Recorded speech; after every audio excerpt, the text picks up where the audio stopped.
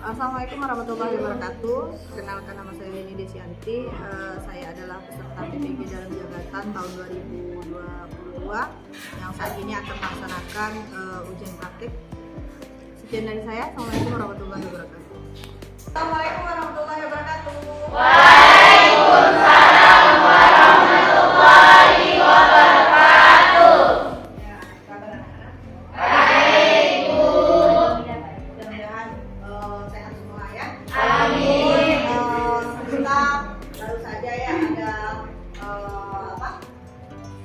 karyawan di sekolah ini yang pada saat ini terpapar COVID ya. Jadi Ibu berharap tidak mengurangi semangat kalian di sekolah dan tetap jaga protokol kesehatan ya. Walaupun di sini Ibu lihat ada beberapa yang tidak pakai masker ya. Tapi kalau bisa, kalau merasa kitanya kurang kekebalan tubuh kita ya, lebih baik kita pakai masker ya. Oke? Nah, untuk saat ini karena Ibu akan juga nih kalau pakai masker nanti suara Ibu udah jelas ya. Oke? Baik, untuk mulai kegiatan kita pada hari ini, Ibu mohon bantuan sama Bang Jaki untuk memimpin teman-temannya berdoa. Silakan Bang Jaki. Sebelum memulai pelajaran, mari kita berdoa dulu agama dan doa dimulai.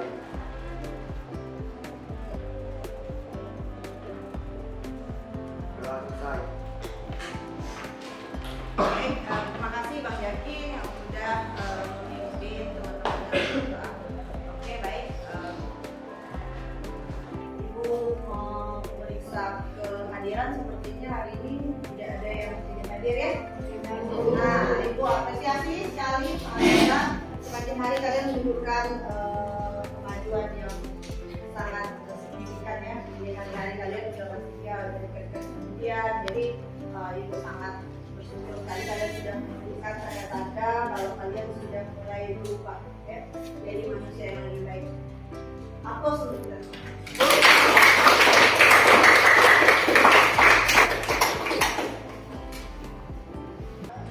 Baik, hari ini kita akan melanjutkan materi kita pada pekan yang sebelumnya, masih tentang hak dan kewajiban warga negara yang diatur dalam undang-undang. Nah, kalian tentunya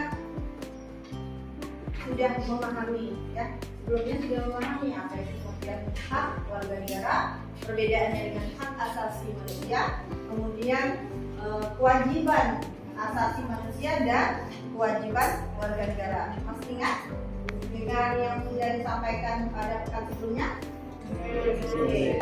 Sekarang ini Ibu akan menampilkan sebuah kasus ya. Ibu minta kalian untuk mengamati apa yang Ibu akan tayangkan. Kemudian kalian harus konsentrasi ya, lihat, amati, bersama. Nanti setelah itu Ibu akan menanyakan tanggapan kalian tentang video yang akan Ibu tayangkan. Oke? Siap? Ya. Kita mulai ya.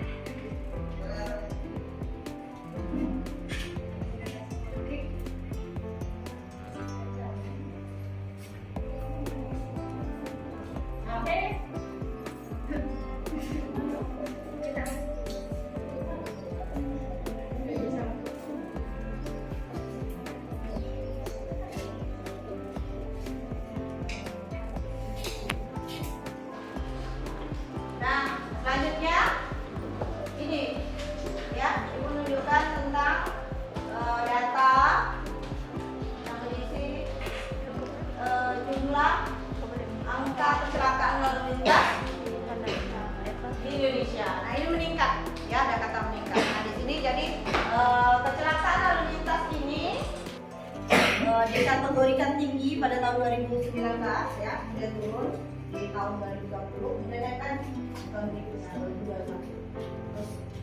Nah, jadi data ini kalian bisa lihat ini dalam bentuk apa ini namanya? Diagram ya. Jadi kalian harus bisa membaca diagram. Nah ini jumlahnya, nanti kalian bisa lihat lagi yang Ibu sampaikan bahwa ada peningkatan jumlah kecelakaan lalu lintas di Indonesia yang diakibatkan oleh pelanggaran aturan pelanggaran. Nah menurut kalian masyarakat yang tidak mematuhi aturan lalu lintas ya sehingga menyebabkan terjadinya kecelakaan ya yang sudah ada ya itu termasuk pelanggaran hak atau pengingkaran kewajiban? Pengingkaran kewajiban. Ada yang jawabannya beda? Ya. Kenapa dikatakan sebagai pengingkaran kewajiban? Tidak pelanggaran hak. Karena mementingkan ego sendiri. Karena mementingkan ego sendiri. Oke, boleh. Nah, ada yang lain? Tidak mentaati peraturan lalu lintas. Kurangnya kesadaran. Ada yang lagi? Tidak mematuhi aturan lalu lintas. Iya, tadi memang kecelakaannya diakibatkan oleh tidak mematuhi aturan Lalu lintas. Nah, jadi tadi abang mengatakan kurang kesadaran. Kenapa kurang kesadaran? Apa yang harus disadari? Peraturan. Peraturan. Kenapa peraturan ini? Kewajiban kita. Iya, karena mematuhi aturan lalu lintas itu adalah Wajib. supaya lalu lintasnya jadi teratur. Kalau teratur maka kecelakaan itu akan kurang, bahkan bisa memungkinkan tidak terjadi. Nah, ya. Nah, sekarang kita lanjut. Yang tujuannya, tujuan pelajaran. Kemudian penyebab terjadinya pelanggaran hak dan pengingkaran kewajiban. Nah, menurut kamu selain tadi yang sudah dikatakan oleh Bang Yusuf, yang pertama kurangnya kesadaran.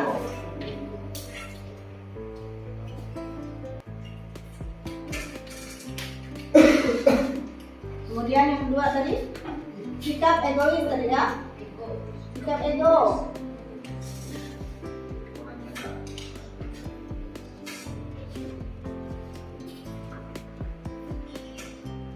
Ada pendapat yang lain? Nah baik, jadi penyebabnya itu penyebab dari kecelakaan, kemudian penyebab dari pelanggaran hak, pengingkaran kewajiban itu bisa terjadi disebabkan oleh beberapa ya. Selain yang disebutkan oleh Bang Yusuf dan kakak tadi, ada beberapa faktor penyebab terjadinya pelanggaran hak dan pengingkaran kewajiban. Nah, bisa dibaca ya, bisa dilihat. Nah, termasuk yang disampaikan oleh Bang Yusuf tadi, sikap egois. Masuk nggak? Masuk. Kemudian rendahnya kesadaran ada? Nah, kemudian ada yang lain? Sikap tidak toleran. Nah, kemudian Penyalahgunaan kekuasaan. kekuasaan oleh siapa? Kendaraan motor. Penyalahgunaan kekuasaan itu siapa yang punya kekuasaan? Pemerintah. Pemerintah atau orang yang berkuasa. Kuasa. Punya kekuasaan ya. Kemudian yang berikutnya Tidak tegas aparat penegak ya, hukum. tidak tegasan aparat Penegak hukum. Kemudian Penyalahgunaan teknologi. apakah hanya itu saja faktor yang termasuk sebagai Tidak. penyebab? Tidak. Tidak, masih banyak, betul sekali. Masih banyak faktor-faktor penyebab yang lain. Nanti kalian akan mengeksplor, ya. Ketika kalian lihat terjadi sesuatu yang di luar yang seharusnya, nah, kalian akan mencoba belajar untuk mencari tahu apa sih penyebabnya. Nah, setelah kalian mencari penyebabnya, maka kalian akan mengupayakan sebuah solusi untuk mengatasi kesalahan tersebut. Ya. Oke.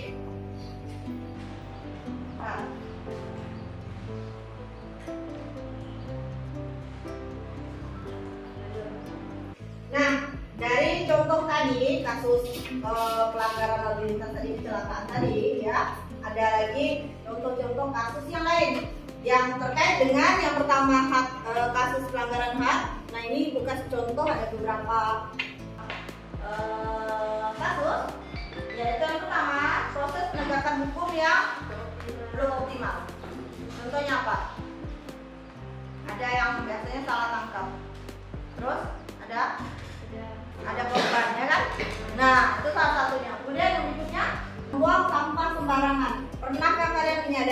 membuang sampah sembarangan itu termasuk salah satu pengingkaran Kewajiban. Sebelumnya tahu tidak? Tahu. Tahu. Karena apa? Karena kewajiban. Dilarang membuat sampah itu apa? Kurangnya toleransi.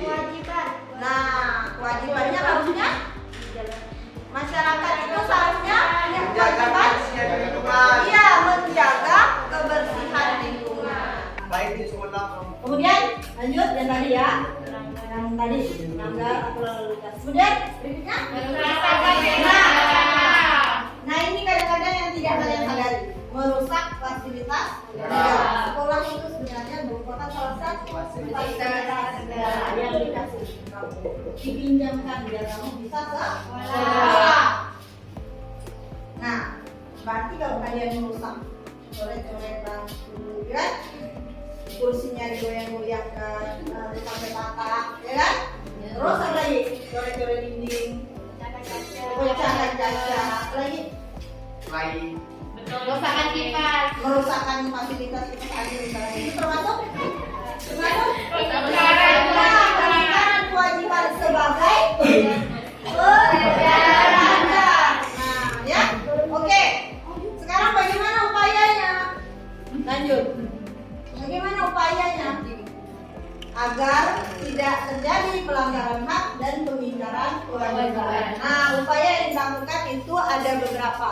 Di situ kamu bisa lihat. Ada berapa?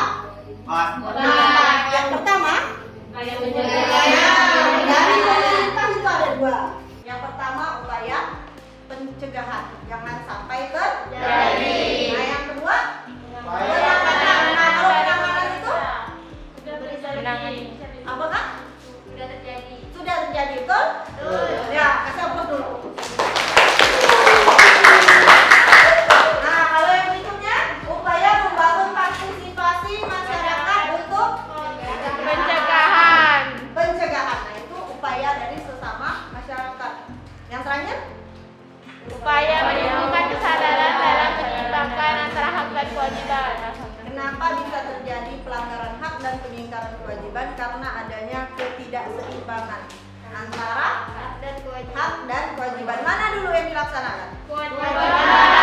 Harusnya laksanakan dulu kewajiban, baru kita untuk langsung aja tuh kita.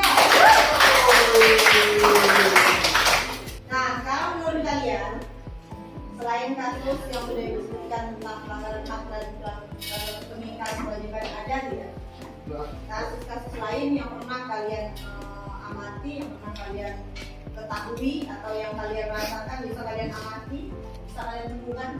Apa aja itu selain yang disebutkan? Ada tidak? Tingginya angka putus sekolah. Apa Kak? Tingginya angka putus sekolah. Tingginya angka putus sekolah itu termasuk pengingkaran kewajiban atau pelanggaran hak? Pelanggaran. Benar kan? Pelanggaran hak. Benar, yang lain benar? Benar. Salah satu. Karena apa? Karena hak untuk hak pendidikan masyarakat itu ada diatur dalam undang-undang. Oke, selain itu ada yang lain? Pelanggaran HAM itu banyak jadinya, sering terjadi itu maksudnya. Oke, yang lain? Ini termasuk, kalau pelanggaran HAM itu termasuk pelanggaran HAM ya, hak asasi manusia, udah pasti masuk ke pelanggaran HAM. Ada yang lain? Ya, Mbak? Tingginya angka pengangguran dan kemiskinan. Tingginya angka pengangguran dan kemiskinan itu termasuk pelanggaran hak atau pengingkaran kewajiban? Kenapa? Apakah kemiskinan dan apa tadi? Pengangguran tadi rendah, tingginya angka kemiskinan dan pengangguran tadi ada diatur dalam undang-undang? Pasal berapa? 27 ayat 2. 27 ayat 2 itu bunyinya. Setiap warga negara memiliki berhak atas kehidupan yang layak. Iya. Yang lain gimana? Betul? Nah, sekarang kalian sudah ada kelompoknya masing-masing kan?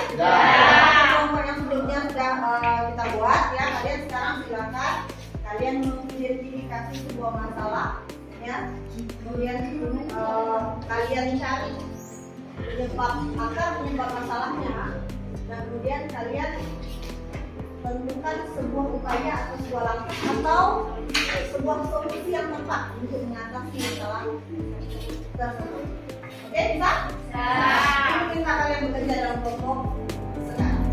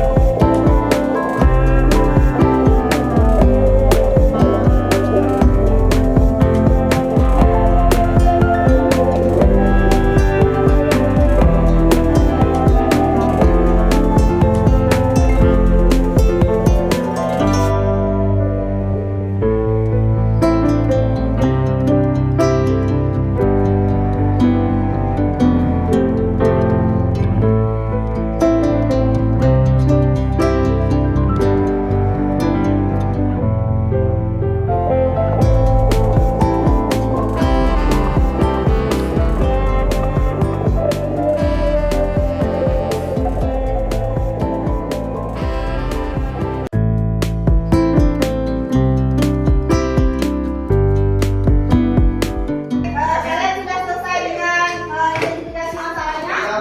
Ya, jangan menemukan masalah dan dicari. Ya, yang explore-nya pakai apa tadi? Explore pengetahuannya pakai apa? Cari di mana? Ya, dan juga ada yang pakai buku. Oke. Nah sekarang ibu minta kalian nanti masing-masing kelompok mempresentasikan hasil yang sudah kalian buat, yang sudah kalian berikan. Nah ini ibu mau kesepakatan dulu. Mau dimulai sesuai urutan kelompok 1, 2, dan 3 atau kita acak?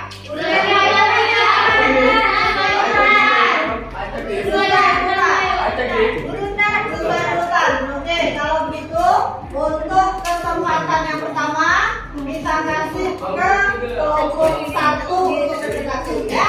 Aplaus untuk kelompok 1. Nanti kelompok 1 bersiap, ibu minta kelompok 2 dan kelompok 3 untuk memperhatikan, kemudian menyampaikan pertanyaan atau menanggapi, memberikan saran dan sebagainya ya. Jadi kalau ada yang tidak dipahami langsung ditanyakan. Oke? Baik, baca gue.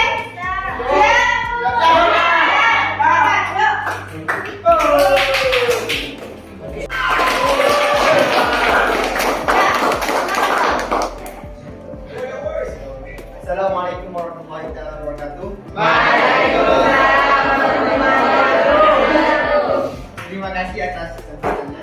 Kami dari kelompok 1 ingin memaparkan hasil pencarian dan kerjasama kami dalam pelanggaran HAM. Intinya angka pengangguran dan kemiskinan.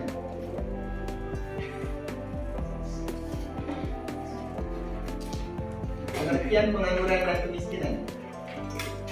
Pengangguran adalah penduduk yang tidak bekerja tetapi sedang mencari pekerjaan atau sedang mempersiapkan suatu usaha, atau penduduk yang tidak mencari pekerjaan karena merasa tidak mendapat pekerjaan, atau yang tidak mempunyai pekerjaan tetapi belum memulai.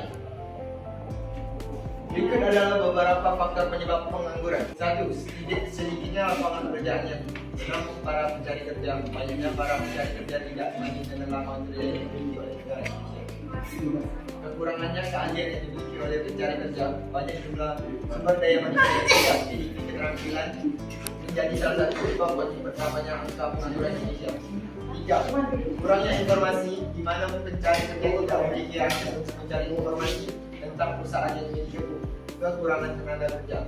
Faktor penyebab kemiskinan. 1.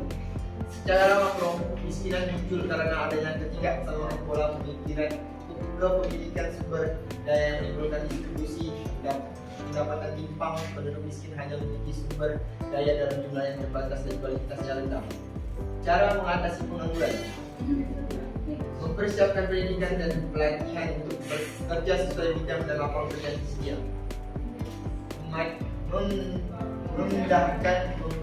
Memudahkan tenaga kerja di tempat yang dibutuhkan. Dapat meningkatkan modal kerja yang menganggur. Dapat menjadikan kemiskinan pada karya. Cara mengatasi kemiskinan. Membangun sektor pertanian, membangun sumber daya manusia, redistribusi pendapatan secara lebih, pembangunan infrastruktur.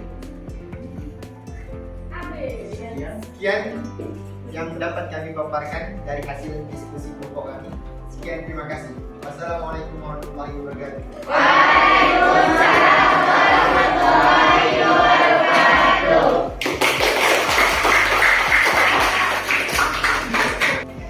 Assalamualaikum warahmatullahi wabarakatuh. Waalaikumsalam warahmatullahi wabarakatuh. Saya dari kelompok PWA ingin menanyakan, tadi katanya masalah tersebut termasuk dalam hak. Kenapa itu melanggar hak? Apakah kasus tersebut termasuk dalam undang-undang? Sekian pertanyaan dari saya. Wassalamualaikum warahmatullahi wabarakatuh. Waalaikumsalam warahmatullahi wabarakatuh. Baiklah, saya akan menjawab pertanyaan dari Julia.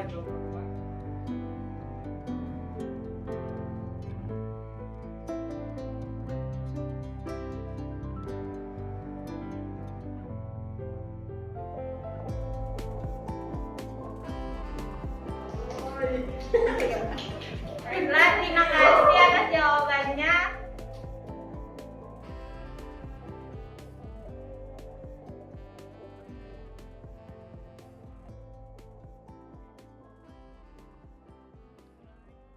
Assalamualaikum warahmatullahi wabarakatuh. Waalaikumsalam warahmatullahi wabarakatuh. Kami dari kelompok 2 ingin memaparkan hasil diskusi kami tentang merebaknya pelanggaran HAM. Jadi, pelanggaran HAM adalah perbuatan yang melanggar HAM orang lain yang dilakukan dengan perseorangan atau perkelompokan, dapat juga aparat negara, sebaik secara disengaja maupun tidak disengaja atau sebuah kecerobohan, memberi sebuah gagasan dan atau mempermampatkan atau mengambil hak. Next, kasus pelanggaran HAM yang terjadi di Indonesia dari tahun 2020 hingga sampai 2022. Di sini di tahun 2020 contoh kasus pelanggaran HAM. Kasus tewasnya 6 respon pembelaan Islam PBI di Karawang, Jawa Barat menjadi satu kasus yang menarik perhatian publik. Yang kedua, di tahun 2021 salah satu kasus yang ramai diperbincangkan adalah kebakaran lapas kelas 1 Tangerang pada tanggal 8 September tahun 2021. Jadi, sebanyak 41 narapidana meninggalkan dan puluhan lainnya terluka dalam kejadian ini. Nomor 3 tahun 2022.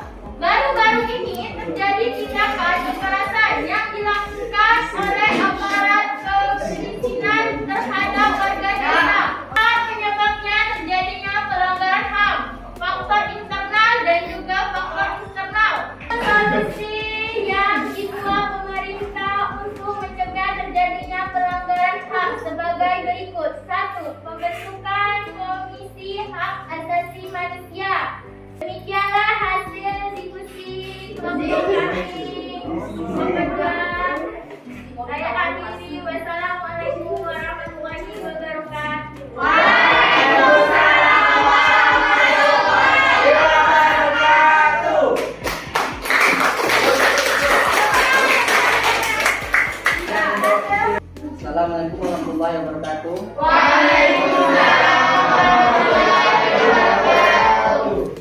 Apakah salah satu dari kelompok kalian ingin bertanya? Ada, saya kelompok kami. Silakan. Oke. Silakan.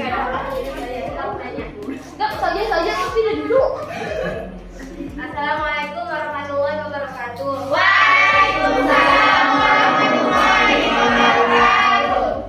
Kami ingin bertanya, bagaimana cara mencegah agar kasus pelanggaran HAM tidak terjadi lagi di lain hari? Itu jadi pertanyaan kami. Wassalamualaikum warahmatullahi wabarakatuh. Waalaikumsalam warahmatullahi wabarakatuh. Dari yang kami jawab dari pertanyaan dari kalian, ini seperti yang di depan. Satu, pembentukan Komisi Hak Asasi Manusia atau Komnas HAM. Kedua, penetapan Undang-Undang Dasar Nomor 26 Tahun 2000 tentang Pengadilan HAM.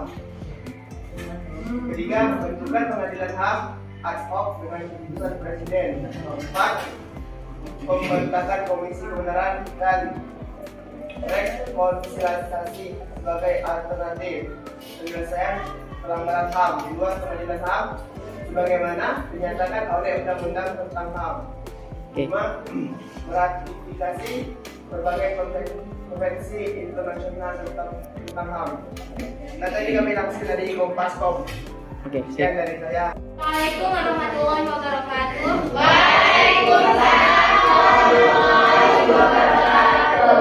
Kami perwakilan dari kelompok 3 ingin mempresentasikan tentang tingginya angka putus sekolah.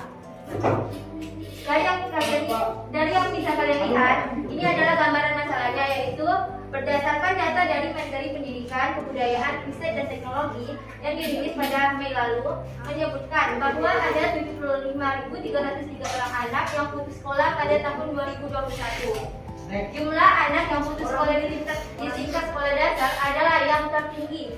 Dari yang bisa kalian lihat, berdasarkan data dari Menteri Pendidikan, Kebudayaan, Riset dan Teknologi yang dirilis pada Mei lalu menyebutkan bahwa ada 75.300 orang anak yang putus sekolah pada tahun 2021. Jumlah anak yang putus sekolah mayoritasnya adalah anak SD dan yang tertinggi sebanyak 38.716 orang. Next. Ini adalah data yang kami temukan. Dan pada tahun 2019-2020 mayoritas yang paling tinggi putus sekolahnya adalah anak SD. Dan tahun 2017-2018 mayoritasnya adalah kebanyakan anak SMA. Next, ini adalah faktor penyebabnya. Ada faktor internal dan faktor eksternal. Faktor internal, kurangnya motivasi belajar dari orang tua kepada anak. Yang kedua, anak ingin bebas. Anak sudah diet untuk putus sekolah. Kurangnya kesadaran dari orang tua bahwa pendidikan penting untuk diutamakan di zaman sekarang. Faktor eksternalnya, 1. Kendala biaya, 2. Kurang perhatian keluarga, 3. Akses jalan yang belum memadai, dan 4. Kurangnya fasilitas sekolah. Dan ini adalah solusi yang kami temukan dari berbagai sumber. Yang pertama, memberikan subsidi buku. Yang kedua, memberikan akses jalan. Yang ketiga, memberikan pembinaan, nasihat, dan pendampingan dalam belajar. Mempererat komunikasi antara guru dan murid maupun guru dan wali murid. Dan yang terakhir, memberikan beasiswa. Berikut adalah presentasi dari kami. Wassalamualaikum warahmatullahi wabarakatuh.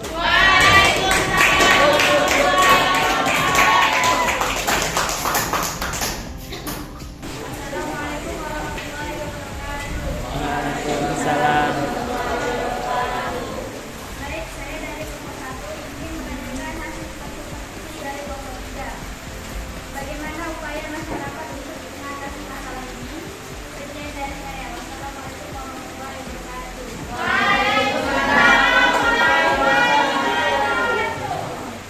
Baiklah, terima kasih atas pertanyaan yang diajukan kepada kelompok kami. Kami akan menjawabnya. Menurut pandangan kami, sebaiknya masyarakat berpikir lebih kritis untuk menanggapi hal tersebut, seperti membantu menggalang dana, donasi, atau apapun itu untuk membantu anak tersebut mencukupi kebutuhannya agar bisa mendapatkan pendidikan yang layak, dan membantu menyadarkan kepada orang tuanya akan pentingnya pendidikan di zaman sekarang untuk anak-anak sendiri agar lebih baik ke depannya. Sekian. kasih. Assalamualaikum warahmatullahi wabarakatuh. Baiklah,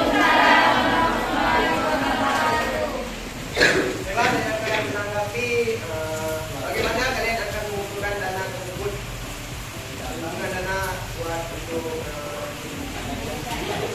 untuk melengkapi, untuk mencukupi dana biaya sekolah anak tersebut. Dan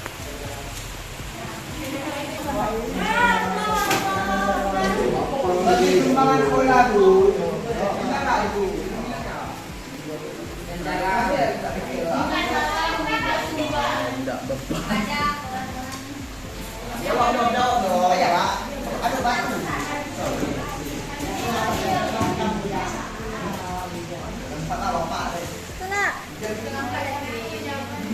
Oke, baik, terima kasih. Diucapkan kepada kelompok 1, kelompok 2, dan kelompok 3 yang sudah mempresentasikan dengan sangat baik sekali masalah-masalah yang sudah kalian identifikasi, sudah menemukan akar penyebab masalahnya, dan sudah menemukan bagaimana sih upaya terbaik yang bisa dilakukan sebagai solusi terhadap pemecahan masalah. Sekali lagi kita aplaus untuk kita semua.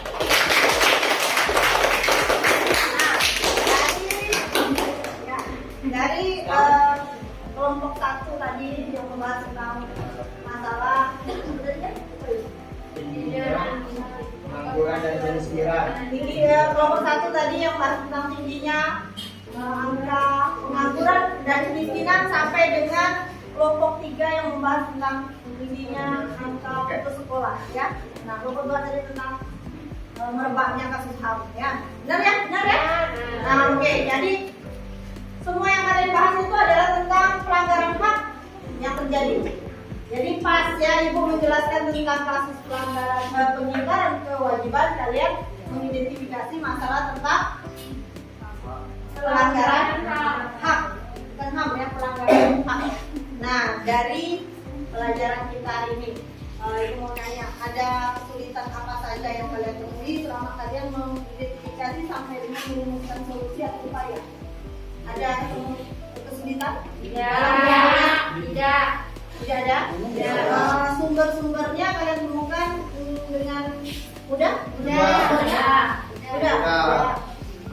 Kemudian dari pelajaran kita hari ini, ya, apa yang bisa kita simpulkan? Coba, Bang.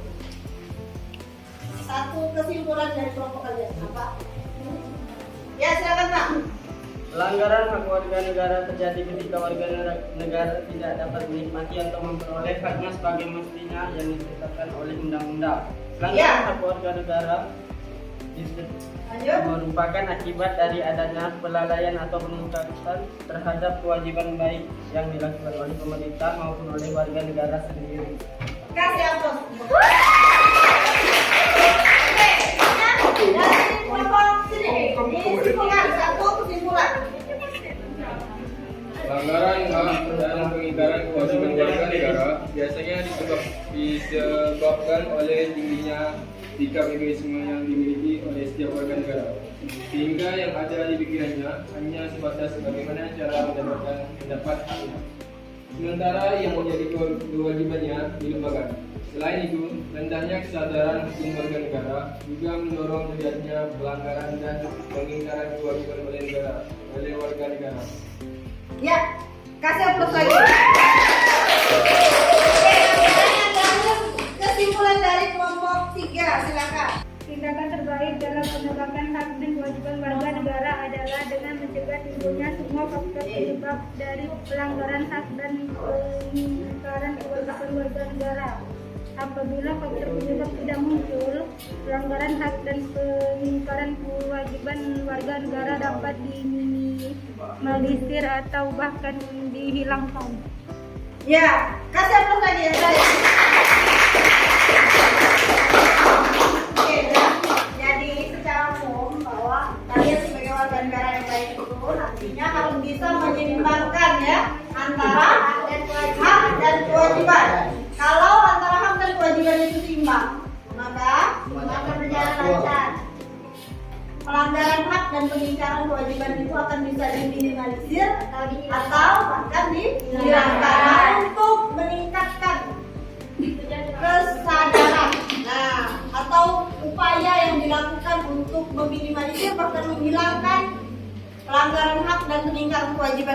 tidak hanya harus diupayakan oleh pemerintah saja, tetapi masyarakat juga, kesadaran diri juga dimulai dari diri sendiri. Nah itu caranya menyeimbangkan antara hak dan kewajiban. Oke, terima kasih atas partisipasi kalian terhadap pembelajaran kita pada hari ini. Sangat aktif, sangat baik sekali, dan ibu juga sudah menilai aktivitas kalian ya selama kalian berdiskusi, selama belajar dan sebagainya.